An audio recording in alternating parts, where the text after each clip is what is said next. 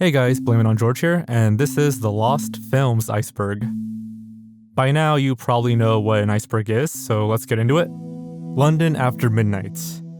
Easily the most well-known Lost film, this was directed by Todd Browning, and features murder, vampires, and some super creepy makeup. The only known version of the movie was destroyed in a fire at MGM's vaults back in 1965. Since then, plenty of homages have been made, including one full-scale reconstruction. But even though it's remained pretty influential, the movie in its entirety is probably lost forever.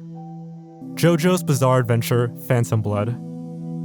In 2007, the first ever on-screen adaptation of JoJo's Bizarre Adventure was made. Named JoJo's Bizarre Adventure Phantom Blood, it was released exclusively in Japanese theaters, and was only screened in 2007. Since then, it's never been seen again, and only some scenes and reconstructions remain. Was it pulled because of poor reception, because of licensing issues, or for some other reason? No one really knows. The Lost Georges Méliès movies. A Trip to the Moon and The Impossible Voyage, made in 1902 and 1904, are two of the most influential movies of all time. They were both crafted by Georges Méliès, a French filmmaker and magician who was born back in 1861. Known for including illusions, optical tricks, and dreamlike devices in his movies, some people consider him the first real pioneer of special effects. During his career, he made over 500 movies, but more than half of them remain lost. Some were lost because of time, and some were lost because of lack of interest. But some prints were burned, destroyed, and sold by Méliès himself, who became jaded and angry when his movies became less popular. Cry Baby Lane. In the year 2000, horror comedy TV film Cry Baby Lane aired on Nickelodeon just a few days before Halloween. Featuring spooky scenes of possession, a seance, and some dead conjoined twins, it was never aired outside the US. And after that one sole 2000 screening, it was thought to be lost forever. But in 2011, a Reddit user found a VHS recording of the original screening. She shared the footage online, and so to capitalize on all the fuss, Nickelodeon re-aired the movie again in October of 2011, and they've since screened it again. No one seems to know why the movie was discarded for so long. According to various sources, Nickelodeon have offered conflicting information. Sometimes claiming the movie was banned, sometimes claiming it was lost, and sometimes allegedly claiming the movie never existed at all. Whatever the case, it's now on YouTube. Food Fight, the early version. You've probably already heard of Food Fight, a creepy and unsettling hellscape of a movie. It's famous for being one of the worst animations of all time.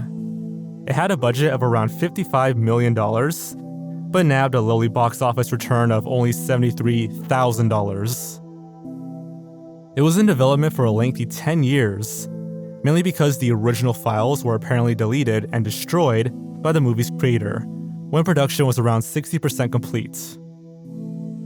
A trailer for the early version resurfaced a while ago, along with some other short pieces of footage, but we'll probably never see much more. The Day the Clown Cried. Imagine a movie about a depressed and selfish clown who gets imprisoned in a Nazi concentration camp for drunkenly impersonating Hitler, who then makes friends with some also incarcerated Jewish people, performs for those Jewish people, and eventually gets gassed alongside them. Well, that's what The Day the Clown Cried was about. But because of various production issues, the film was never released. Money ran out, producers fell out, and the movie quality was allegedly pretty terrible. Harry Shearer, the guy from The Simpsons, saw a rough cut back in 1979 and summed it up by saying, quote, "This movie is so drastically wrong, its pathos and its comedy are so wildly misplaced that, oh my god, is all you can say."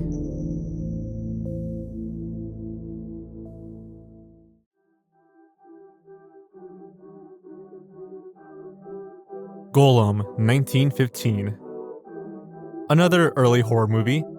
1915's The Golem was the tale of a human-sized clay monster who patrolled Prague, protecting Jewish people from anyone who tried to harass or attack them. Yeah, it's weird. The movie was lost shortly after its release, though around 3.5 minutes are now available online. Inspired by an ancient Jewish folktale, the movie was the first part of a trilogy. The second part, which was probably a parody of the first, and which is also lost, was released in 1917. The third part is The Golem, How He Came into the World, and is available in its entirety. Game in the Sand. Movie director Werner Herzog has a pretty high tolerance for what other, more normal people might consider unacceptable. One time he pulled out a gun on set and threatened to shoot his lead actor. On another occasion, he made Christian Bale eat live maggots. During the risky filming of Fitzcarraldo, many people died. In his movies, Herzog has included lots of shocking and controversial content. But his 1964 short film, Game in the Sand, has never been released, as Herzog states the filming got, quote, out of control. Herzog claims he'll never release it, and that he's considered destroying the print. The movie is at least partially centered around 4 kids and a rooster, which gets buried in the sand up to its neck. But beyond that, no one knows what's so shocking about the movie. But if Herzog thinks it's too bad to release, it's probably pretty horrible. Batman Fights Dracula. Nobody asked for a Filipino parody comedy movie featuring Batman in a fight with Dracula, but in 1967, movie director Bert R. Mendoza made one anyway. In the movie, a mad scientist decides to resurrect Dracula in his latest attempts to finally win one of his many battles with Batman. Though a few production stills have been released, no video footage has ever emerged. And apart from the plot and cast, little else is known about the movie. Quantum Quest, a Cassini space odyssey. This 2010 animated sci-fi movie features the voices of Chris Pine, Samuel L. Jackson, Sandra Oh, William Shatner, Neil Armstrong, and some other big names. After 2011, it was thought to be lost forever, with only tiny pieces of footage remaining. But in May 2022, the movie was eventually released on some video-on-demand services, and it's now fully available on YouTube. Gothic Maid. Not quite lost, but intentionally mainly unavailable, Gothic Maid is a 2012 Japanese anime. It was the first ever anime made in 4K and with Dolby Atmos surround sound. And director Mamoru Nagano, sorry if I mispronounced that, thinks the movie can only be properly experienced when it's seen with both features. For that reason, it's never been made available on home media or any streaming service, and there's never been an international release. Today, it occasionally screens in select Japanese movie theaters, and that's the only way anyone can watch it. Cleopatra, 1917. Back when it was released, 1917's Cleopatra was one of the most impressive and ambitious on-screen projects ever seen. It was over 2 hours long, it employed around 2,000 people, and it was massively popular with audiences. But because of 2 fires, one at Fox Studios in 1937 and the other at New York's Museum of Modern Art in 1958, no copies remain. Now only 20 seconds of the original footage exists, and it doesn't look like any more will ever resurface. 2 Japanese King Kong movies. The first ever King Kong movie was released in the US in March 1933, and it inspired endless remakes and tributes. Around 6 months after it was released, a silent Japanese parody was made. Clocking in at 30 minutes, it was centered around a downtrodden man who capitalizes on the success of the original movie by dressing up as the monster and playing him in theatrical performances. Only one still from this movie remains. In 1938, another Japanese spin-off was released. Named King Kong Appears in Edo, it features, as you might have guessed, the big beast turning up in Japan. Again, no video footage of this one remains. But some people have speculated that the King Kong in the movie might actually have just been a human-sized Yeti, and that the movie studio team was using misleading promotional tactics to take advantage of the official 1938 King Kong reissue, Empress Chung. Another animated movie, this 2005 North and South Korea production is based on a folktale, and it's about a young girl who sacrifices herself to restore her father's sight. Though it was popular and award-winning in Korea, it didn't get much international exposure or acclaim. And shortly after it was released, it pretty much disappeared. Now all that remains is the trailer, along with some screenshots and a sound test animation. There are rumors that the movie was released on DVD in North Korea, but no one seems to know whether or not those rumors are true.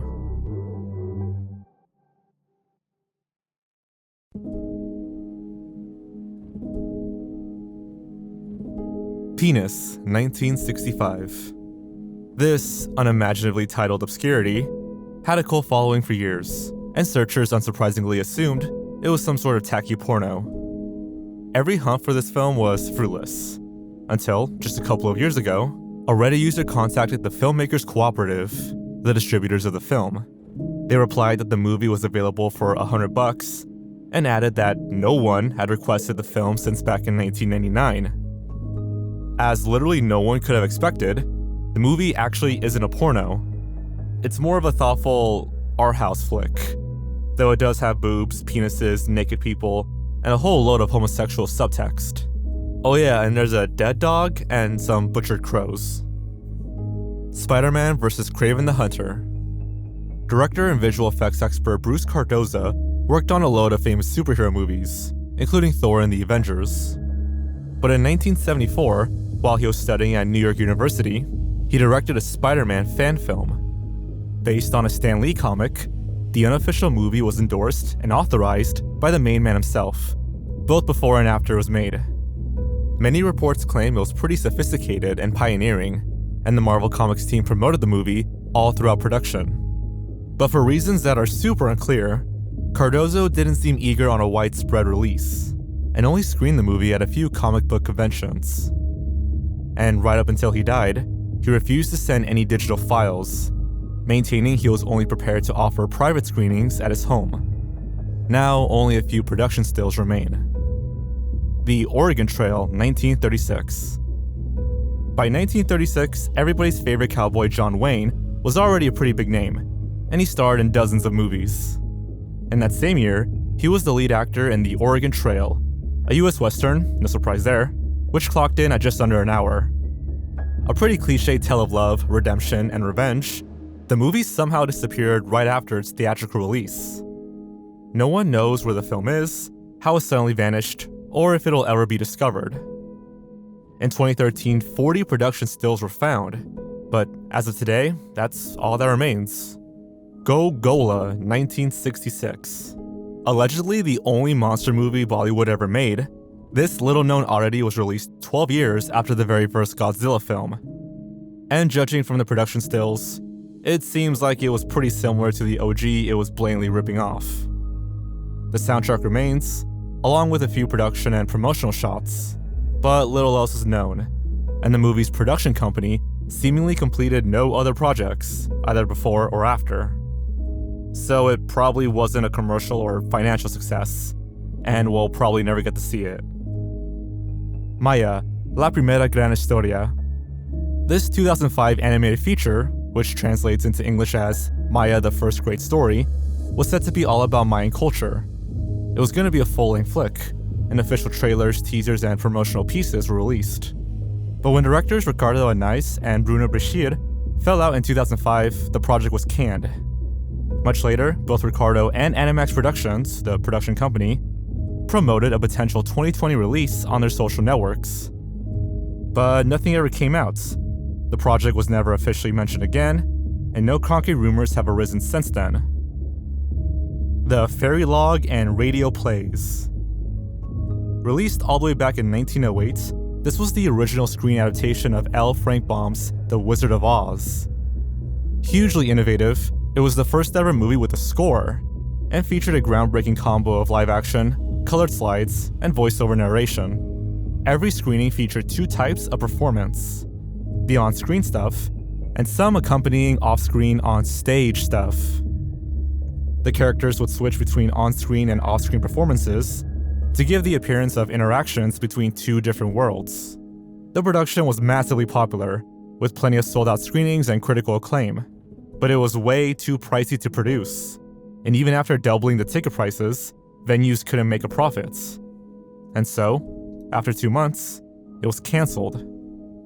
The production was again screened a few times in 1925, then it was never seen again. A decomposed and unusable copy of the film was found on the Baum estate, but it's thought no other copy survived, so all we have now are a few production stills. Despite its name, this project wasn't broadcast on radio. The exact reason for the radio name has never been quite cleared up, but Baum once claimed that a French man named Michael Radio helped to color the film. But because no proof of this man has ever been found, it's likely that Baum just made it up. Meso Blues, 1993. Back in 1993, Johnny Bravo creator Van Partible came up with a kooky prototype. This prototype was a, quote, over-the-hill aging rock star who thinks he's Elvis, and he featured in the animated short Meso Blues. Meso Blues was part of Partible's senior thesis project. One of Partible's professors shared this short with Hanna-Barbera Productions, who asked Partible to make a new short with some changes. This reimagined project was the first version of Johnny Bravo. The original shorts, with the exception of a few seconds of footage, has never been released. Van Partible has a VHS version, but he has no plans to release it publicly, and only shows it to friends, colleagues, and students. The Great Gatsby, 1926. F. Scott Fitzgerald's The Great Gatsby has been adapted a whole bunch of times, but the very first adaptation is pretty much completely lost, and all that remains is a 1-minute trailer. Made in 1926, just 1 year after the book was published, it was a silent flick with a running time of 80 minutes. Though some have speculated a copy might exist somewhere, that seems pretty unlikely. F. Scott Fitzgerald probably wishes he had never seen it. Apparently he hated this thing.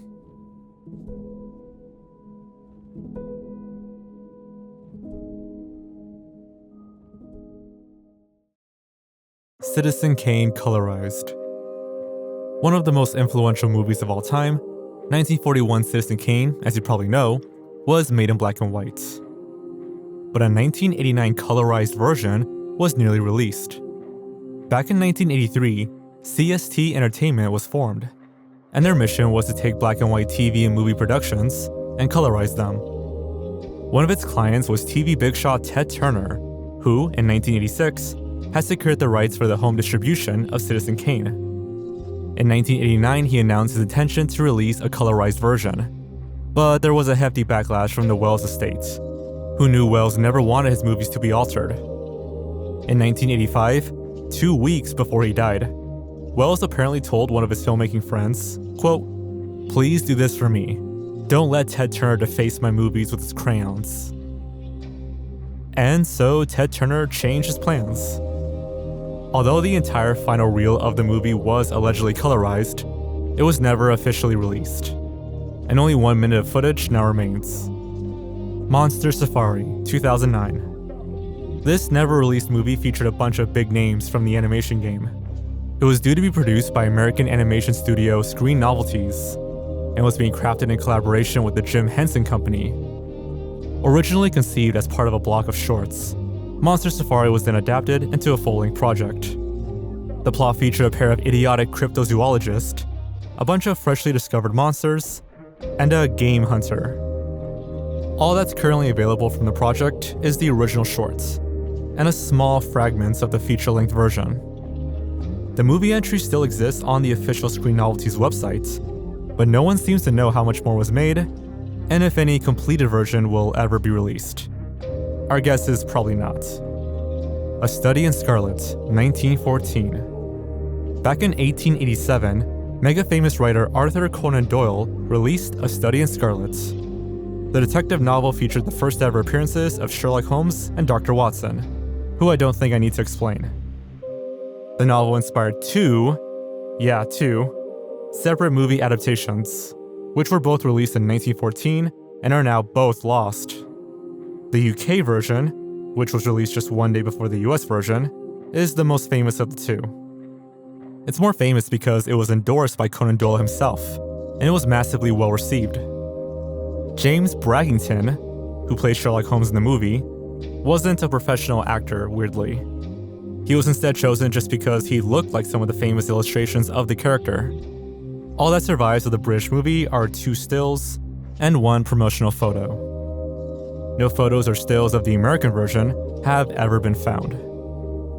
The Sunshine Princess, 1999. An obscure Italian animation, The Sunshine Princess is the third part of a trilogy. The first 2 parts are Ali Baba, released in 1996, and Ali Baba and the Pirates, released in 1997. In the first movie, Ali marries Aaliyah, the daughter of a sultan. This third film is centered around Aaliyah, who refuses to marry a wizard. Yeah, people really seem to like the idea of marrying Aaliyah. Anyways, for reasons I can't really work out, this wizard responds to Aaliyah's refusal by transforming her into an ugly, angry child. She's then saved and restored back to her natural womanness by Ollie and a donkey. Aside from some stills, posters, and trailers, nothing else remains. One of these trailers features an English song, implying an English dub was released. The first two movies were released on VHS, though The Sunshine Princess might have been, it's never been found. Noah's Ark, 1928. An adaptation of that famous boat-based Bible story you all know about, this lengthy epic was originally 135 minutes long.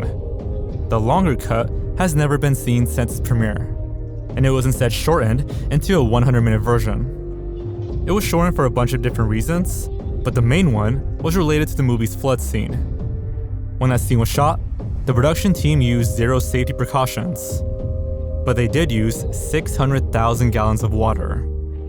During the filming of this stupidly dangerous scene, 3 extras died, and loads more, including a young John Wayne, were injured. 35 ambulances had to attend the scene. The original version of the flood scene, which was featured in the 135-minute cut of the movie, allegedly featured footage of some of the dead and injured actors. Cool. The Werewolf, 1913. Probably the first ever movie about werewolves, this 1913 silent film was based on an 1898 short story. The toothy tale is centered around a Native American girl named Watuma, who comes back to life 100 years after her death. She turns herself into a wolf, then hunts down the man who killed her boyfriend. Apart from a poster and a newspaper clipping, nothing of this one remains. It was destroyed in the Universal Studios fire in 1924. Kaiser, 1917. Next up, a short animated film famous for being the first cartoon movie ever made in Brazil. Only one frame from the movie exists, and the work seemingly disappeared around 20 years after it was released. A political piece, it featured a depiction of Wilhelm II, the final emperor of Germany. According to reports from the time, he placed a helmet over his head, which apparently represented his desire for world control, and was then swallowed by a globe. Mothman, 2000. Cult hero Doug TenNapel has created a load of strange and unusual stuff. He's most famous for thinking up slimy superhero Earthworm Jim, but his other kooky creations include TV show Cat Scratch and bizarre games The Netherhood and Skull Monkeys. In 1997, he started working on his only ever live-action project. Entitled Mothman, it was based on some strange 1960s sightings in West Virginia. Yeah, the same alleged sightings that inspired the movie The Mothman Prophecies. Anyway, TenNapel's script featured the Mothman turning up in present day. But when the budget was repeatedly cut, the weird project kept changing, and the production process underwent endless alterations. Eventually, it was completely abandoned, though TenNapel has always been pretty vague on why. Whatever the case, the creepy trailer is pretty interesting, and it's worth checking out.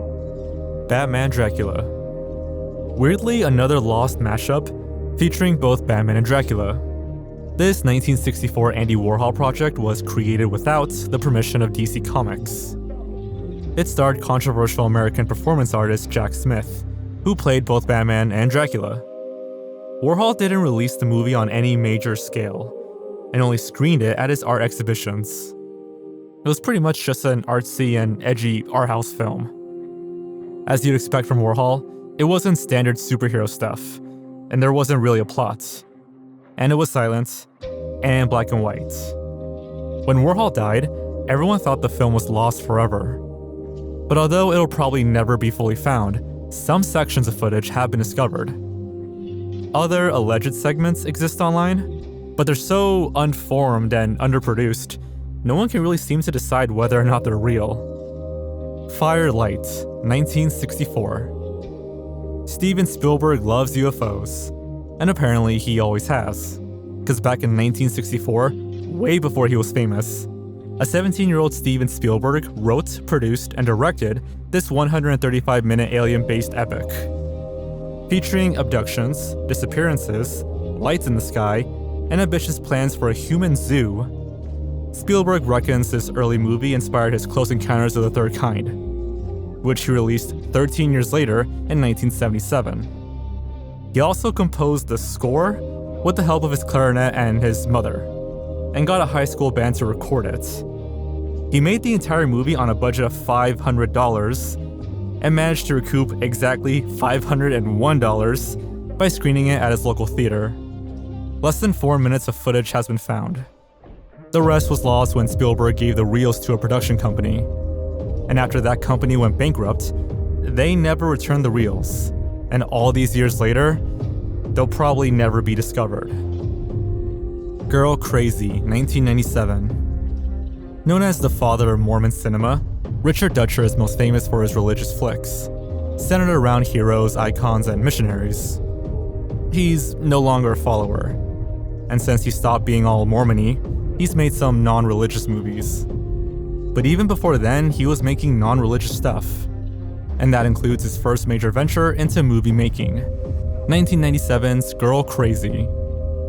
Shown on HBO's Cinemax service, it was never widely released in theaters, and I can see why. It was hardly the most innovative movie in the world, and was based around some cheating, unromantic guy who, in the words of Wikipedia, must learn how to be a man. Dutcher himself even claimed that the movie was not very good. Although Dutcher has a full copy, he, unsurprisingly, has no plans to release it. Instead, he occasionally uses it as part of his classes. Presumably classes on how to make a bad movie. Wake in Fright. Next up, a now fully found movie that's one of the most controversial on this list. Wake in Fright is about a young guy who has a load of horrifying experiences during a visit to an Australian outback town. But the movie is most well known for a cruel kangaroo shooting scene. Some Australians hated the movie for its cynical depictions of Australian culture, and partially because of these controversies, the movie seemingly faded from existence. But after a lengthy search, the film's editor discovered the original negatives in a Pittsburgh shipping container marked for destruction. A full restoration was completed, and the movie is now fully available. After it was restored, Wake in Fright was shown at the 2009 Cannes Film Festival. Many audience members walked out because of the kangaroo shooting scene. So all these years later, it's still pretty shocking. Star Wars: The Lost Cut. You know Star Wars. You probably also know that A New Hope, Episode 4, was the very first movie. But you might not know that a largely lost, very different version exists. This rough early version was edited by a guy named John Jimson. But Lucas didn't like the rough cuts, so he fired him, took on a new editing team, and made the movie we all know today. Star Wars fans are always keen to get their hands on a copy of the early version. Sadly for them, they probably never will, because the tapes are stored in the LucasArts archive, and reluctant old George has no plans to release them. That's partially because he didn't like it. Now, a few people have seen this version. Apparently it's around 1/3 difference from the cut you've seen, and most of the extra stuff was superficial filler.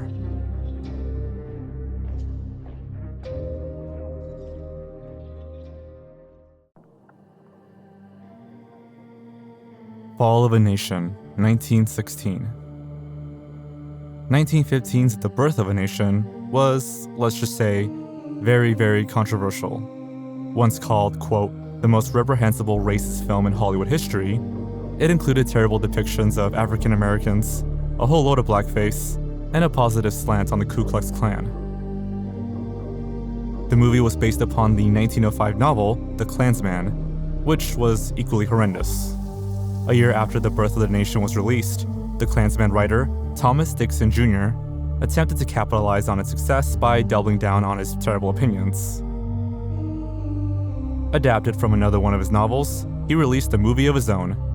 Entitled The Fall of a Nation, it was all about a fictional future where the US becomes a failed nation because it's too peaceful. Thought to be the first ever feature-length sequel, it was a big flop.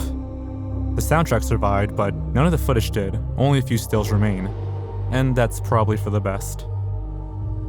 The Ghostbreaker, 1914. Famous for biblical epics and other massive movies, Cecil B. DeMille was one of the biggest and most successful movie men of all time. In 1914, he was part of the direction, writing, and production teams for The Ghostbreaker, a horror adaptation of a Broadway play. Featuring men dressed as ghosts, a not really haunted house, and some family treasure. The plot reads like something from a Scooby-Doo movie. This sort of launched the career of H.B. Warner, most famous for playing Mr. Gower in It's a Wonderful Life. But despite its big reputation at the time, all we have left of 1914's The Ghostbreaker are a few stills.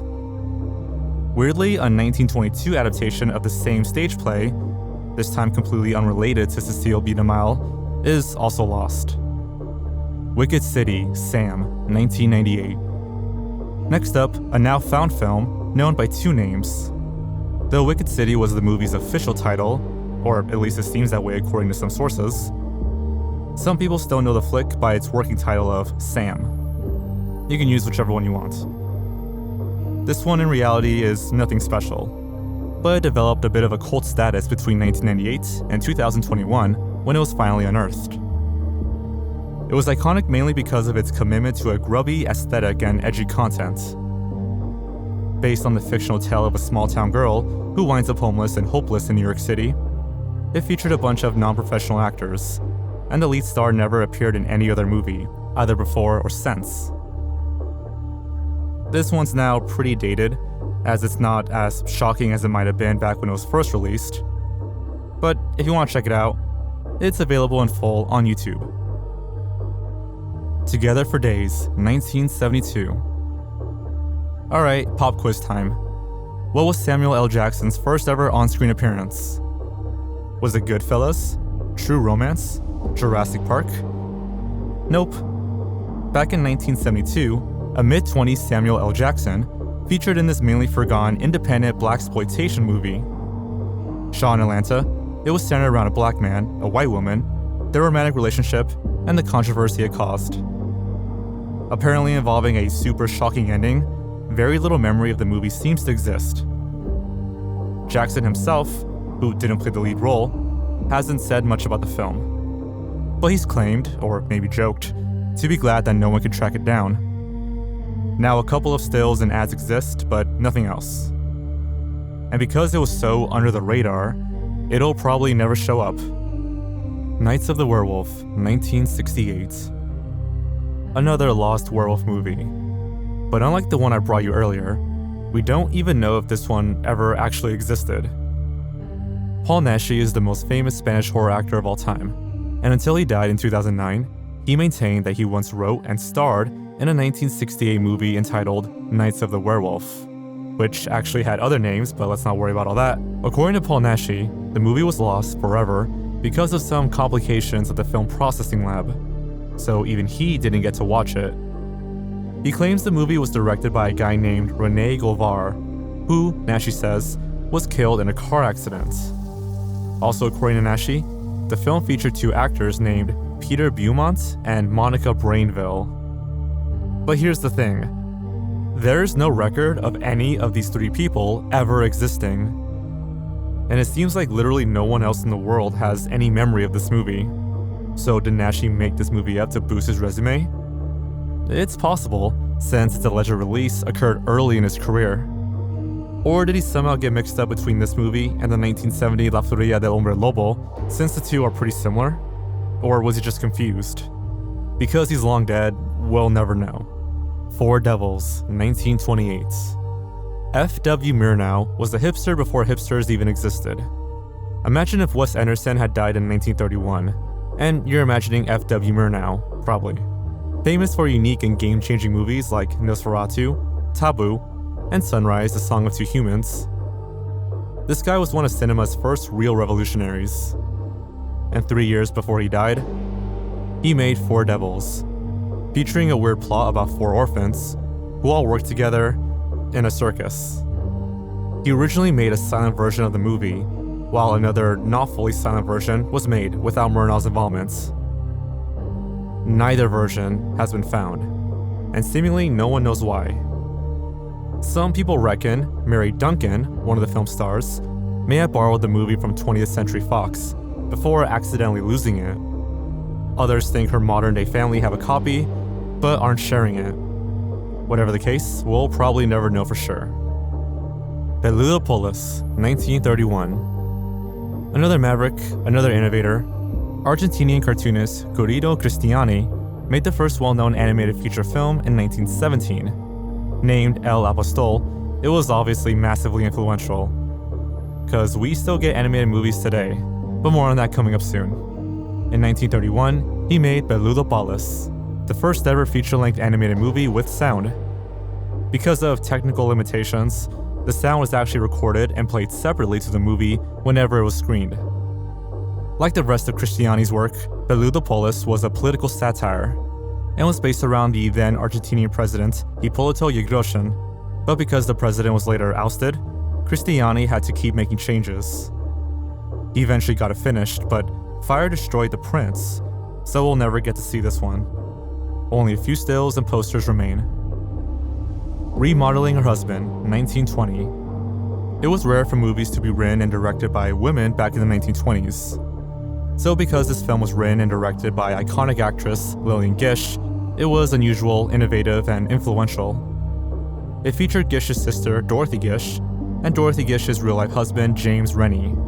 The plot was nothing special, but the mostly women creative team definitely was. But it's now lost, and no one seems sure where the reels went, or if they'll ever be found. El Apostol, 1917. Remember that Argentinian animator Guido Cristiani guy I was talking about 2 minutes ago? Well, like I said, he made the first ever feature-length animated movie, and this is it. Again, it was a political satire, and clocked in at a massive, or at least massive at the time, 70 minutes. But like his other famous movie, it was lost in a fire. So all that now remains is a flyer and some designs. El Apostol was largely made with cutout paper puppets, and those puppets were moved and rotated to give the illusion of movement. Sort of like an early version of the early version of South Park, but presumably with fewer swear words and fewer alien anal probes. Dark Streets, 1929. I don't know much about this one, and it seems no one does. It's mainly famous for apparently being the first dual-role talking picture movie. It featured Jack Mulhall as both Pat McClone and Danny McClone, two twin brothers who, according to the little information I can find, fall in love with the same woman. One brother is a policeman, one is a criminal, and they both look the same. Sword of Penitence. If you know anything about old-school Japanese cinema, you'll be familiar with Yasujiro Ozu. He made critically acclaimed game changers like Late Spring, Tokyo Story, and An Autumn Afternoon. Tokyo Story in particular, which he released in 1953, is known for being one of the most important movies of all time. But back in 1927, Ozu directed his first ever movie, Sword of Penitence. A silent film, is centered around two criminal brothers and their quest to better themselves. Only a few stills remain, and apparently, Ozu didn't really like the finished movie anyway. The William Freeze Green films. Alright, now we're getting really obscure. No one can really say for sure who was the very first person to come up with any concrete concept on how movies would work. Names like Thomas Edison, George Méliès, the Lumiere brothers, and Louis Le Prince are always thrown around. But some like to maintain that lesser-known English inventor William Freeze Green was actually the guy who first pioneered the idea of a moving image. I'm not quite sure why he isn't as famous as those other names, but his gravestone calls him, quote, the inventor of cinematography with a K, and he's credited with building early versions of film cameras, before film cameras were even a thing. He patented the first of them in 1888, the same year that the first ever moving picture was made. And as part of his invention process, he of course made some experimental short movies, but none have been kept, and none have been found, so we'll probably never see them. Vista de Bahia de Guanabara. Basically, no information at all exists for this one. Filmed and released in 1898, the name of the short movie translates to View of Guanabara Bay, and it presumably features, well, a view of Guanabara Bay. That bay sits in Brazil, and the story goes that the footage was shot by an Italian cameraman who captured the film as he was arriving in Brazil. As far as I can tell, there's no confirmed footage of this one. There's a grainy video on YouTube, but no one's sure whether or not it's the actual 1898 movie.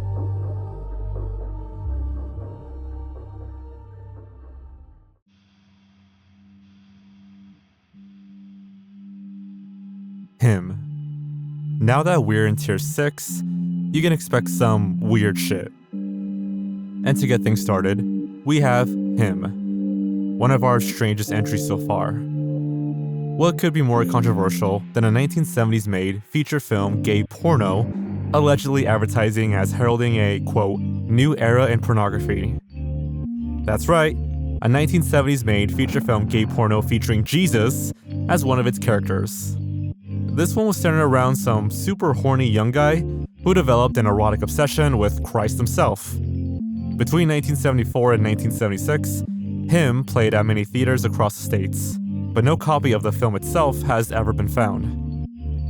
Allegedly, only one copy, or maybe two, of the film ever existed, and all critics who watched it claimed it was pretty bad. The Farmer. Based on the fictional tale of some farmer who returns a hero from World War II, plot points include fire, acid, and murder. After occasionally turning up in theaters, on YouTube, and in people's attics, The Farmer finally got an actual release. In February 2022, it came out on Blu-ray, and a very low-quality version is available online. No major names were attached to it, and no one seems to think it's anything special. But it's now easy to watch if you want to. Hands Up, 1918. In the first half of the 20th century, film serials were pretty popular. They worked just like TV serials today, made up of a sequence of connected episodes. Except instead of watching it on Netflix, you went to watch them at a movie theater. The longest of them, which came out in the silent era, was the 119 episode The Hazards of Helen. It ran from 1914 to 1917. However, another popular silent era serial was Hands Up, which clocked in at 15 episodes, and was released sporadically in 1918. All about Incas, cowboys, and outlaws, lots of posters and stills remain, and a promotional trailer is stored in the University of California Film and Television Archive. But that's all we have, and we'll likely never see any more. Honolulu Knights. Diana Hanson Young was born in Washington State. Around 20 years later, she moved to Hawaii, where she became famous for painting portraits of Hawaiian women and children. She's also known for political work, playwriting, and publishing a series of kid stories. But in 1991, she made a lost animated movie, a 1-hour adult mystery. Hanson Young calls it an early anime, and claims it was, quote, not for children. Not a whole lot more is known about it, and aside from the VHS cover and a couple of ads, nothing else remains. On her Etsy store, which she still maintains and manages, Hanson Young has claimed that Honolulu Knights is now unavailable. And if she doesn't have it, we probably never will. Street Fighter, 1959. Surprisingly, this one is completely unrelated to the mega famous games. Instead, 1959's Street Fighter is a little-known B-movie, which is most famous, and I'm using the term famous loosely here, because it was directed by Joseph Sargent. You might not know that name, but he went on to direct major stuff like The Taking of Pelham 123 and Jaws the Revenge. Anyways, this movie was all about gangs, unruly kids, and unsurprisingly, street fighting. At some point it existed on both VHS and DVD, but it seems it's no longer available. Okay, so I can't say the name of this film, and yeah, it's exactly what you think it is. But despite its outrageous name, the movie wasn't as shocking as most people probably now expect. Instead, it seems the goal of this movie, or at least one of the goals, was to put some sort of positive spin on the title's controversial word, by focusing on Black history and Black pride. Though not much is known about the plot, it apparently featured a man on a journey back to his native Jamaica, and during this journey he met with some reggae bands. According to some reports, the film was all pretty boring and uneventful, and audiences weren't impressed. The movie was only released in Jamaica and the Bahamas, and some audiences allegedly rioted after seeing it, frustrated they wasted their money on such a mundane bore fest. Allegedly, no prints now exist, but because it's more known for its name and soundtrack, and because it's a relatively modern release, It might still turn up one day. Convention City, 1933. In 1934, the Hays Code was introduced, a set of censorship guidelines dictating what could and couldn't be included in movies. It was introduced because some films were considered too controversial, and Convention City was one of them. Released just a year before the Hays Code became official, it was known for being racy and risque. And after the code was released, this flick was withheld, banned, censored, and ordered to be destroyed. It was deemed unacceptable for a load of different reasons. The costumes were revealing, the characters were obsessed with alcohol and sex, it was stuffed with double entendres, and it apparently featured some full frontal nudity. At the time, one review stated that, quote, several of the jokes need a subterranean mind to be correctly understood. The script is still in circulation, and more than 200 stills have survived, but it's thought no prints exist. Nobody Ordered Love, 1972. British filmmaker Robert Hartford Davis was one of the biggest names in early exploitation cinema, a type of genre churning out low-budget movies to make quick cash for contemporary trends. And one of his attempts was 1972's Nobody Ordered Love, a drama about tragedies occurring on the fictional film set of a World War I movie. When it was released, it wasn't promoted very much, and it wasn't very popular or successful. So, as some people have claimed, Hartford Davis pulled it from circulation. The British Film Institute has a copy of the script, and some stills remain, but the original movie will probably never be seen in its entirety. According to some rumors, Hartford Davis added a clause in his will, demanding that all copies of the movie would be destroyed when he died. And he died back in 1977, so. Ragazzo, 1934. Italian screenwriter Ivo Perilli penned a lot of big flicks. Two of his most famous were adaptations of Ulysses and War and Peace. The guy obviously liked big books. But early in his career, Perilli directed and semi-wrote 1934's Ragazzo, which pretty much no one knows anything about. That's partially because it was banned. Between 1930 and 1944, around 700 Italian movies were made. Of them all, Ragazzo was the only one, due to government censorship. It covered fascism, poverty, gangs, and hooligans, and the Italian government didn't like how it depicted the nation. So only one copy ever survived. And during World War II, this copy was stolen, and presumably lost or destroyed, by German soldiers when they raided an Italian cinematography center. Seems to me a strange place to loot, but maybe that's why I'm not a war strategist. The Big City, 1928. Remember London After Midnight, the very first film in this Iceberg? Well, remember how it was a collaboration between director Todd Browning and actor Lon Chaney? So was The Big City.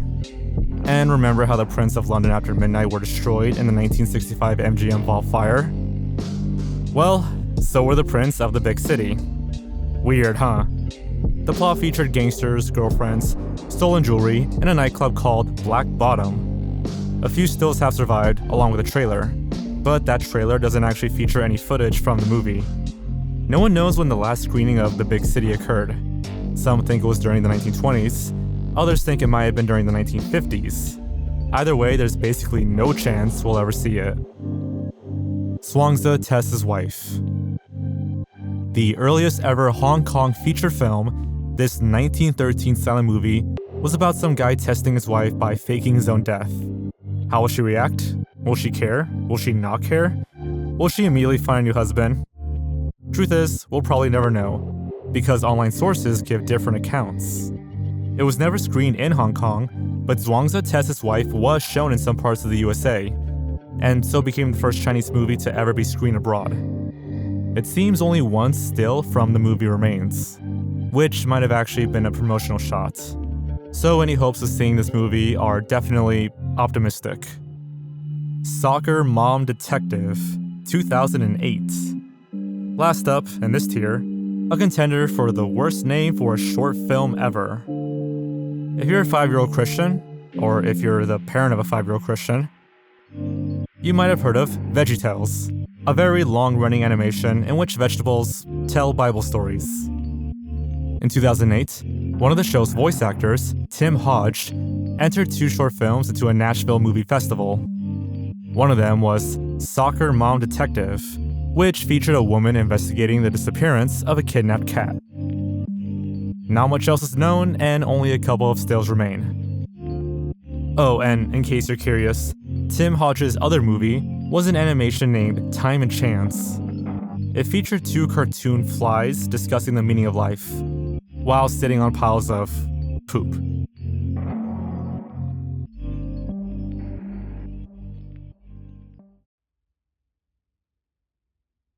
The First Men in the Moon. No, this isn't related to a conspiracy theory. Instead, it's a lost 1919 black and white silent movie based on H.G. Wells' 1901 novel, The First Men in the Moon. Yeah, the same H.G. Wells who wrote War of the Worlds, The Invisible Man, and loads more science fiction classics. The first real adaptation of one of his books, the movie's plot was based around a trip to the moon, an anti-gravity substance, and some aliens. It received mixed reviews. It soon faded into nothingness, and I can't find any information on what happened to the print. So now all that remains are a few production stills and a vague outline of the plot. Mickey Mouse sex tape. Yes, the infamous Mickey Mouse sex tape. An old story goes that, in 1936, Walt Disney's brother Roy Disney organized a secret party for Walt's 35th birthday.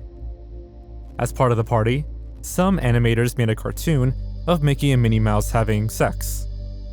Everyone laughed, Walt pretended to laugh, and asked who made the animation. When the cartoon animators admitted to it, Walt immediately fired them and demanded all copies to be destroyed. But some people claim this never happened, and that it was either completely made up or a hugely exaggerated version of a sort of similar event.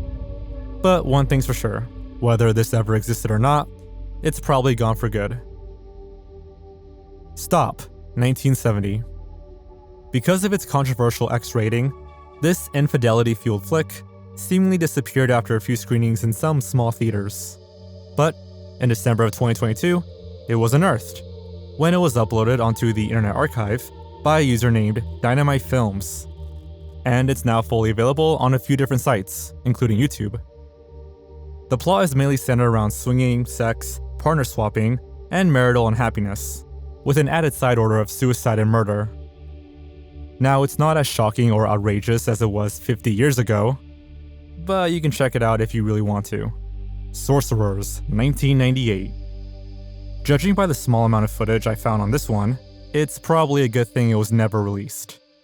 A direct-to-video movie, from direct-to-video movie expert Albert Pune, the plot was going to be loosely based on the Three Musketeers, and it was seemingly set to be made up of 36 very short episodes that, when put together, would form the full movie. Some people have speculated that 6 of these mini-episodes were made, but only 3 have ever surfaced. If I were you, I wouldn't bother watching them, unless you like terrible acting, or terrible CGI. Fight Harm, 1999. Harmony Korine is responsible for some of the strangest stuff I've ever seen. In Gummo, acting while drunk, he has a profound conversation with a muscular dwarf while rubbing his nipples. He's held numerous photo shoots with Macaulay Culkin. His 2007 movie Mr. Lonely is about a depressed Michael Jackson impersonator who moves to the Scottish Highlands, and his shot on VHS 2009 movie Trash Humpers follows a gang of old people who like pretending to have sex with trash.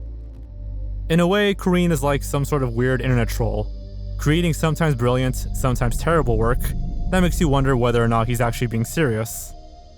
And his unreleased Fight Harm is probably the biggest example of that. Partially made in 1999, Korine described it as the future of comedy. The premise was pretty simple. Korine wandered drunk around the streets of Manhattan, accompanied by a small camera crew. He would then find people who were bigger than him and provoke them into a fight. And the camera crew were permitted to stop these fights only after Korine was knocked out. After 9 fights and 17 minutes of footage, Korine canceled the filming because he kept getting injured and arrested. He's shown some people some footage, but he's never released it publicly. In 2010, Korine said, quote, "My wife is really adamant about me not showing it at this point. She thinks I need to wait another 10 years for it to be really funny. The only purpose of these fights was to make the world's greatest slapstick comedy, something that Buster Keaton or the Three Stooges What I've been jealous of. Ramsha, 1973. There really isn't much information on this one. According to an old edition of a news journal, 1973's Ramsha was an Indonesian-made movie centered around the Japanese occupation of the nation.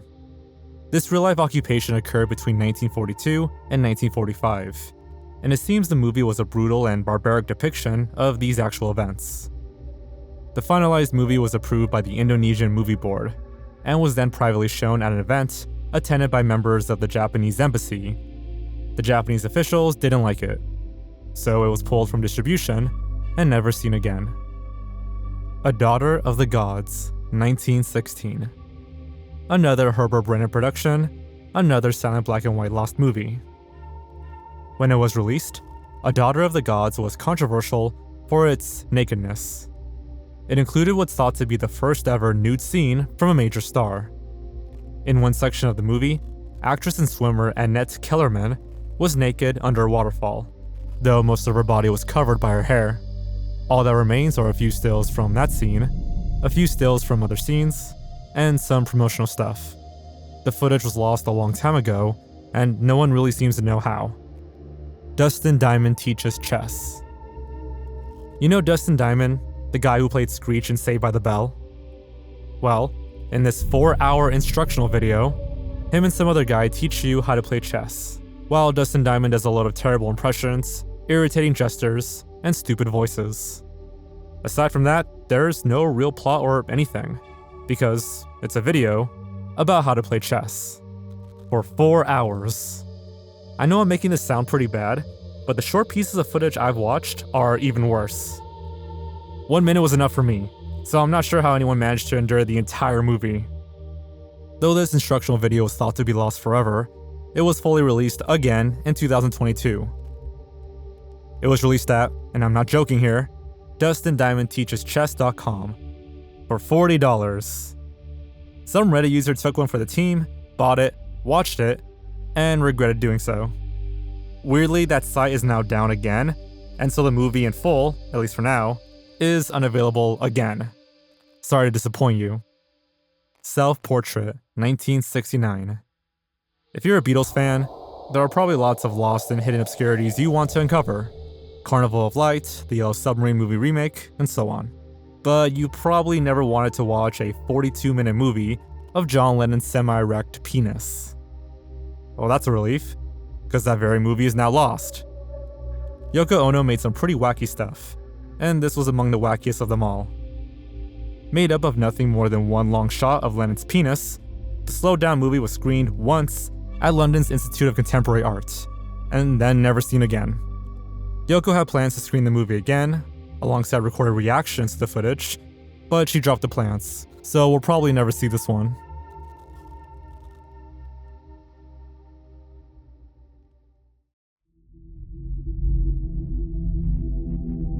The Filthy Five.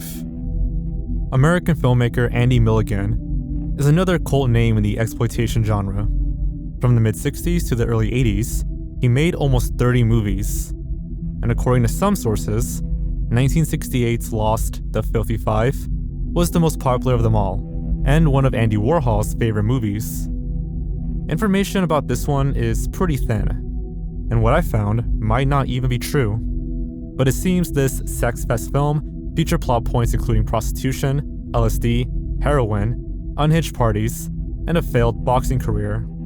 The official film poster probably sums it up best, with the tagline, "Almost every night an orgy of depravity." The movie was allegedly lost when Milligan's son melted the prints to obtain and sell the silver inside them. Verzabert, 1993. This one was seemingly lost forever, but after some searching, I discovered that it was uploaded to YouTube 3 weeks before I started making this video. And it's so obscure and little known that, as of now, it's only been watched a few times. An unusual but touching documentary, it uses interviews and found images to tell the true stories of gay survivors of Nazism and the Holocaust. The name of the movie translates into English as Enchanted, and if you're looking for a unique perspective on a grim time, it's totally worth checking out. The Cure for Insomnia. Aside from making this 1987 movie, John Henry Timmins IV seemingly did pretty much nothing else of note with his movie career. But with this one, he really went all out. Recognized by Guinness World Records as the longest movie ever made, this gargantuan epic clocks in at a massive 85 hours, or over 5,000 minutes. Allegedly, the entire movie is centered around artist L.D. Grobin reading his 4,080-page poem, also called The Cure for Insomnia. During the movie, this reading is apparently interspersed with some porn and some heavy metal music videos. The poem itself is also lost. The movie was first screened in one long continuous showing at the School of Art Institute of Chicago in 1987. It was never released on VHS or DVD. Some people claim the movie was simply a terrible art piece. Others reckon it was actually made as some sort of body clock reprogramming experiment to cure insomnia. But I guess any movie this long will probably do the trick. Sherlock Holmes in Caracas. Another little-known oddity I couldn't find much information about. This Venezuelan movie was allegedly screened at Cartagena Film Festival in Colombia in 2009. Plot points apparently include pagans, vampires, Miss Venezuela, and a whole load of constant silly gags. I don't know much more, and we probably never will. Uncle Walt, 1964. This Disney-related cartoon short was made as part of a University of California workshop. It was created by then-student Robert Swarth, who now has big credits for special effects work on Close Encounters of the Third Kind, 1979 Star Trek The Motion Picture, and plenty more. Uncle Walt allegedly opened with animations of Walt Disney at various ages, but then moved on to much darker content, featuring graveyards, prostitution, racist caricatures, and a mausoleum. According to some sources, Disney icons were cast in, let's just say, unusual roles, including Goofy as a pimp and Fantasia centaurs working in a red light district. But because this was an experimental student film, it's probably lost forever. Kansas City Blender Massacre. Todd Sheets has a cool reputation for writing and directing sort of brilliant, sort of terrible, low-budget shockfest horror movies. Excessively gory and intentionally hammy, his do-it-yourself style movies are fun, weird, and totally unbridled. And his 1986 now-lost short movie Kansas City Blender Massacre seemingly ticked all those boxes. As you probably worked out for yourself, the movie was based around some guy who used a blender to kill people, or maybe to blend them after he killed them, or maybe to mix them up in some smoothie. I don't know. Anyways, according to some reports, the movie was made, rented out in small local video stores, then lost forever. Some of the footage was reused in one version of another of Todd Sheets' movies, though the chances of seeing Kansas City Blender Massacre in full are pretty much impossible. Heartbeat in the Brain. Rounding things off, this is somehow our weirdest entry so far. Amanda Fielding is an iconic British scientist, well known for her research into the potential mind-altering benefits of using MDMA, LSD, psilocybin, and other drugs. But she's also interested in the potential benefits of trepanation, in which you have a hole cut in your skull. And for her 1970s documentary movie Heartbeat in the Brain, she filmed herself drilling a hole in her own head, with a dentist's drill. Though not much of the movie is publicly available, the existing stills are pretty gory, but it wasn't also shocking. The movie, for some reason, also contains footage of Fielding's pet pigeon. The documentary was filmed by Joey Mellon, another self-trepanning enthusiast, who later had 2 kids with Fielding.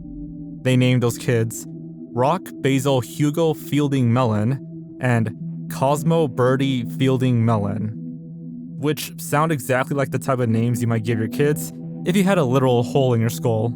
Anyways, Heartbeat in the Brain was screened in 1978 in New York, and apparently at least one audience member fainted. It was publicly screened again in 2011 in London. Some clips have been featured in other movies and documentaries, but it seems the entire movie will never be released on the wider scale.